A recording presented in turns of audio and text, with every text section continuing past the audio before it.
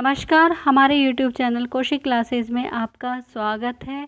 आज हम फिर से कृपाराम खिड़िया जी के दोहों का शेष भाग लेकर आए हैं। तो चलिए हम शुरू करते हैं। उपजावे अनुराग कोयल मन हरकत करे, कड़वो लागे काग रसनारा गुण राजिया। अनुराग का मतलब स्नेह से, हरकत का मतलब प्रसन्न से, काग का मतलब कोए से, रसना का मतलब जीभ से, उपजाऊ का मतलब उत्पन्न होना। यहाँ पर कवि बताना चाह रहे हैं कि हे राजिया, कोयल अपनी मधुर वाणी से सबको का मन हर लेती है, सबको प्रसन्न कर देती है। और जो कोहा होता है जब वो अपनी काँव काँव करता है तो कड़वा लगता है, तो वो इसको सब दूर भगाने की कोशिश करते हैं। तो यहाँ पर वो बताना चाहते हैं कि जीभिया अर्थात वाणी के गुणों की कितनी पहचान होती है कि जब लोग मधुर वाणी में बोलते हैं तो सबको अच्छे लगते हैं, और जब वो कड़वा बोलते हैं तो सब उससे दूर जाने की कोशिश करते हैं। दूध निर्मील धोए, हेक जिसे आकृति हुए, करे न न्यारो कोई राजहंस बिना राजिया। यहाँ पर नीर का मतलब पानी से, हेक का मतलब एक से, आकृति का मतलब आकृति से है, और न्यारी का मतलब अलग से। यहाँ कवि कृपाराम कहते हैं कि हे राजिया, कि दूध और पानी दोनों जब मिल जाते हैं तो एक आकृति बना लेते हैं, और दूध और पानी के उस मिश्रण को कोई भी अलग नहीं कर पाता। सिर्फ किसे कौन अलग कर पाता है? राजहंस, मतलब हंस कर पाता है कि दूध को अलग कर देता है, पानी को अलग, दूध को पी लेता है, पानी को छोड़ देता है। उसी प्रकार से वो कहते हैं कि जब कोई अच्छा व्यक्ति मिल जाता है तो आप उसकी अच्छाइयों को ग्रहण कर लीजिए और बुराइयों को अलग कर दीजिए। अर्थात अच्छे जो कहते हैं ना, विवेक बुद्धि वाला व्यक्ति होता है, अच्छाई और बुराई में भी अंतर कर देता है। मिलिया गिरी मझार, हर को तन चढ़े हुए, संगत लिए सुधार, रूखा ही ने राजिया।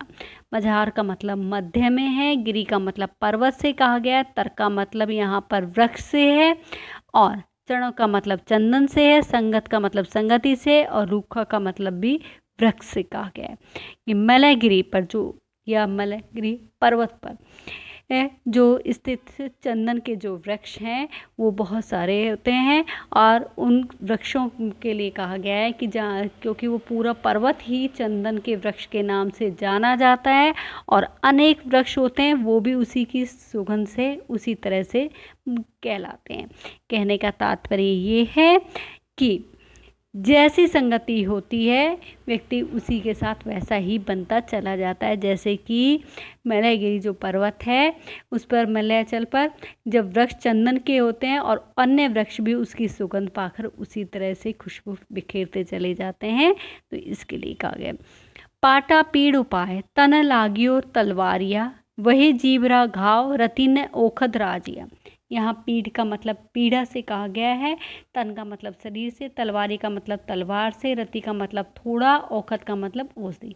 यहाँ पर वो कहना चाहते हैं कवि कि हे राजिया, कि शरीर के ऊपर, तन मतलब शरीर के ऊपर जब तलवार का घाव लगता है तो उसका उपाय किया जा सकता है। पीड़ उपाय मतलब उसका उपाय किया जा सकता है। वहीं पर जीभ के द्वारा जो घाव दिया जाता है उसकी कोई औषधि नहीं होती। औखद मतलब कोई दवा नहीं होती, क्योंकि जीभ के द्वारा जो बातें निकलती हैं उसके घाव अंदर तक कर जाते हैं, और वो कटुवचन कभी भी औषधि कोई काम नहीं आती, कि कोई भी औषधि उसके काम नहीं आती। आप चाहे कितना ही उसे प्यार से उनसे बोल लीजिए, माफ़ी मांग लीजिए, तब लेकिन अंदर तक जो घाव कर जाते हैं वो वापस भरते नहीं हैं। मूसा ने मजार, हित कर बैठा हेकन, सह जाने संसार, रस ने रहसी राजिया। यहाँ पर वो कहना चाहते हैं कि मूसा मतलब चूहे के लिए का, मजार का मतलब बिल्ली से, रस का मतलब मित्रता के लिए, रहसी का मतलब रहता है, और नह का मतलब नहीं। यहाँ पर वो कहना चाह रहे हैं कवि कि हे राजिया, बिल्ली को अपना हितकारी, अपना मित्र समझकर चूहा उसके पास जाकर बैठ जाता है, लेकिन ये सही नहीं है, क्योंकि बिल्ली कभी भी चूहे का भला नहीं करती है। इस बात को सह जाने संसार की, सारा संसार जानता है कि वे दोनों कभी भी मित्र नहीं हो सकते, उनमें कभी एक साथ नहीं रह सकते। खल गुण अण खुताए, एक भाव करे आदरे, ते नगरी हुताए, रोही आछी राजिया। खल मतलब दुष्ट से भी कह सकते हो आप, भूसी से भी कह सकते हो। भूसी नहीं होती वो, प्याज अनाज के बाद निकलती है। और गुड़, और या गुणवान कह सकते हो गुण को। रोही का मतलब निर्जन से है, निर्जन वन से। आछी का मतलब आछा से है। तो यहाँ पर कवि कृपाराम कहते हैं कि हे राजिया, जहाँ पर भूसी और गुड़ को में कोई भेद नहीं किया जाता, दोनों का भाव एक रखा जाता है, जिस प्रकार से दुष्ट व्यक्ति और जो गुणशाली व्यक्ति है जिनमें गुण भरे हुए हैं उन दोनों का एक समान आदर किया जाता है, तो ये सही नहीं है। इससे अच्छा है, अच्छी मतलब अच्छा है कि आप रोही मतलब निर्जन वन में ही जाकर निवास कर लें। घण घण सामल थाय, न फूटे पहाड़ निवड़, जड़ कोमल भिद जाए, राय पड़े जद राजिया। यहाँ पर घण का मतलब ज़्यादा से और एक घण का मतलब होता है हथौड़ा, बड़ा हथौड़ा। सामल का मतलब लोहे की जो सम्मल होती है लंबी सी आगे नोक वाली। नह का मतलब नहीं से। निवड़ का मतलब होता है कठोर। राय का मतलब होता है दरार। भिद जाए का मतलब भेदा यानी फोड़ना। तो यहाँ पर कवि कृपाराम कहते हैं कि हे राजिया, जो कठोर पहाड़ होता है उसको आप मतलब गढ़ मतलब ज़्यादा और संभल से काफ़ी बहुत ज़्यादा प्रहार करते चले जाएंगे, उस पर हथौड़ा मारेंगे तो भी वो नहीं टूटता। लेकिन जद कोमल विध जाए कि यदि उसमें दरार पड़ जाती है तो वो आसानी से टूट जाता है। कहने का तात्पर्य ये है कि जो आप यदि कठोर कोई चीज़ होती है, आप में यदि बहुत ज़्यादा कैड़ी मित्रता है और उसमें कोई दरार नहीं है तो आपकी मित्रता कभी नहीं टूटती। तो यहाँ ये दूसरी तरफ से भी ये अर्थ देना चाहता है, लेकिन असली ये है कि पहाड़ के ऊपर उन्होंने बताया। पे पीठा मीठा कर पाक, जो इमरत सींचियो, उर कड़वा आक, रंज ने मूडे मुके राजिया। तो यहाँ पे मीठा, मीठा मतलब मीठे के लिए कहा गया है। पे का मतलब दूध से कहा गया। पाक का मतलब पकाना होता है। इमरत का मतलब अमृत से। उर का मतलब यहाँ पर हृदय से। कड़वाई का मतलब कड़ा है। और आक का मतलब आंकड़ा है।